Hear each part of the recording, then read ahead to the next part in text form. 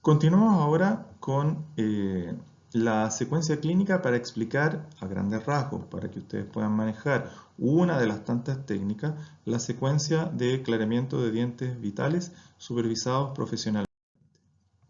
En la primera sesión es importante, como les mencionábamos antes, una buena evaluación del paciente.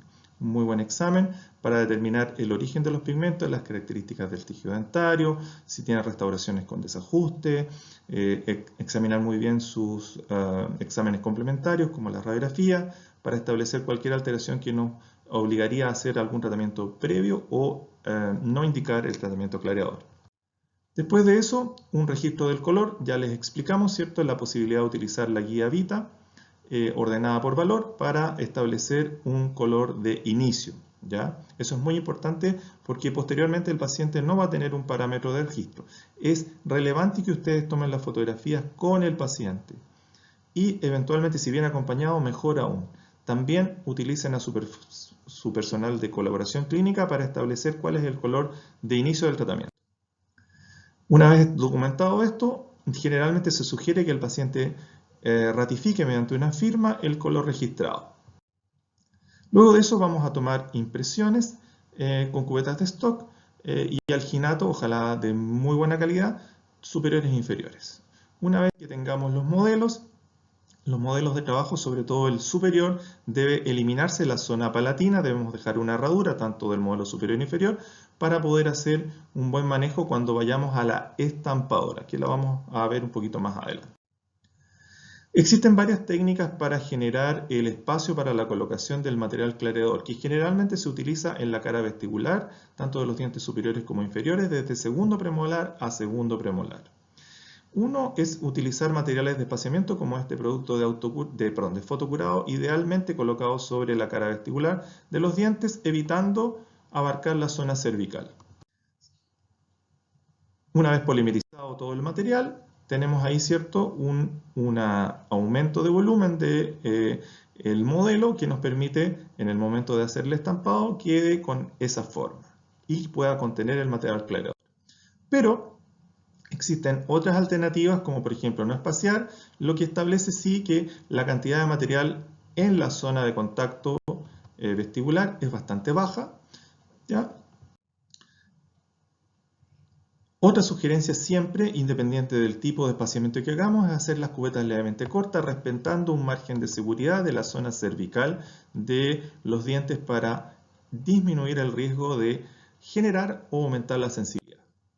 Pero una muy buena alternativa que yo recojo de un colega español, ¿cierto?, o alemán de origen español, Germán Gómez, es la confección de lo que se llaman uñetas, ¿cierto? Se labran en el modelo un surco, que vamos a ver a continuación, ¿cierto? Un surco se labra y luego al hacer el estampado, ¿cierto?, tenemos la posibilidad de que el material quede incrustado en esa zona y cuando nosotros retiremos la cubeta del modelo y la probemos en boca, nos va a generar una zona que va a generar una compresión, por lo tanto va a contener muy bien el material y va a generar un espacio para la colocación del material.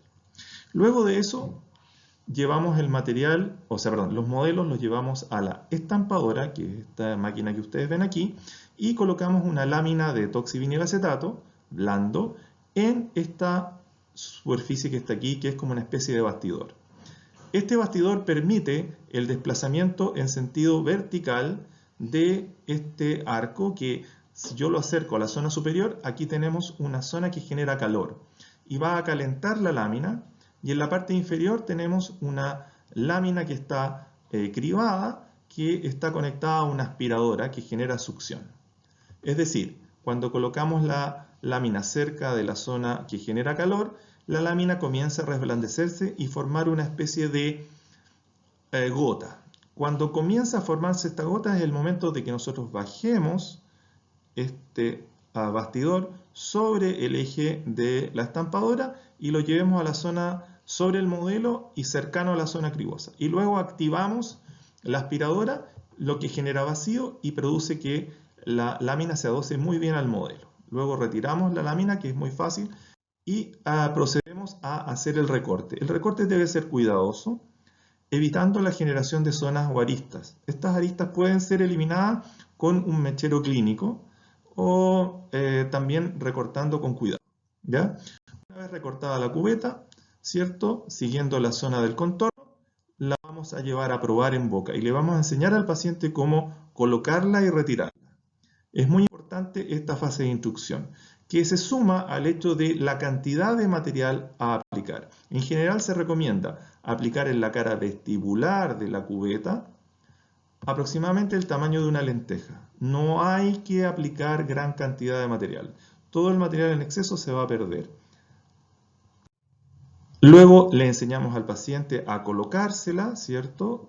Con un espejo facial, evitando comprimir desde la cara vestibular. Luego se le hace una higiene, se le indica qué producto vamos a utilizar, sobre todo en el caso de la doméstica supervisada profesionalmente. Le enseñamos cómo utilizar nuevamente el producto, le entregamos todo el contenido del kit y hoy día hay una diferencia de opiniones sobre la sugerencia de no consumo de alimentos pigmentados, el no fumar y el no consumo de cítricos, ¿ya? Autores como el profesor Lugercio plantean que estas indicaciones ya no son indispensables. Nosotros todavía mantenemos como una muy buena indicación la disminución de consumo de cítrico porque eso produce una desmineralización adicional que podría aumentar la sensibilidad. Al paciente se le enseña que al llegar al domicilio se haga un muy buen aseo en el momento en que va a hacer el clareamiento, que existen dos alternativas en vigilia o durante el sueño. Un muy buen aseo, ¿cierto? La colocación del material, como nosotros lo indicamos, en la cara vestibular de la cubeta, el tamaño de una lenteja, de segundo premolar a segundo premolar. Y luego colocarlo frente a un espejo, evitando presionar o comprimir desde la cara vestibular, ¿ya? Una vez que la persona tiene asentadas las cubetas superior e inferior, puede hacer una espera de 1 hora y media en la que obviamente no puede consumir alimentos ni líquidos, pero idealmente hacerlo durante toda la noche, ¿ya? Las indicaciones son mínimo 1 hora, ojalá 90 minutos si lo va a hacer en vigilia. Si lo va a hacer de noche, toda la noche, porque existen un grado de liberación de la concentración del peróxido que implica que en la primera media hora se libera aproximadamente el 50% del producto activo y en el resto del tiempo se va liberando lentamente el otro 50%. Luego se retiran las cubetas, ¿cierto? Al día siguiente o después de la hora y media. Y una nueva higiene, la limpieza de las cubetas, ¿cierto? Para evitar el exceso de material residual y que pueda interferir con el nuevo material que colocaremos al día siguiente. Y nuevamente, si ustedes desean, las indicaciones. Hoy día, como les digo, hay evidencia, pueden revisar a Lugercio en sus papers en línea, que establece que ellos hicieron análisis comparativo y no había diferencias cuando los pacientes continuaban con su vida cotidiana sin tener estas restricciones. Luego hacemos los controles en las sesiones siguientes y los registros, ¿ya? Para establecer los cambios y hacer que el paciente perciba su cambio de valor y su leve cambio de saturación, ¿cierto? Aquí tenemos casos antes y después, que en general es lo que se puede esperar, ¿ya? Ahí tenemos el caso antes y el caso terminado. En general, como les decía, es un tratamiento muy interesante para motivar a nuestros pacientes a un mejor autocuidado y a otros tratamientos odontológicos. Recuerden que si el paciente tiene restauraciones artificiales en el sector anterior, estas no van a cambiar de color y va a ser necesario, si el resultado del clareamiento es muy favorable, recambiar esas restauraciones a posteriori. Aquí tenemos una imagen de un texto promocional de una de las compañías. No les sugiero darle estas expectativas al paciente. En general, normalmente el cambio de coloración es evidente, pero no es tan marcado. Aquí hay un poco de desecación que permite ver el diente mucho más claro de lo que realmente es.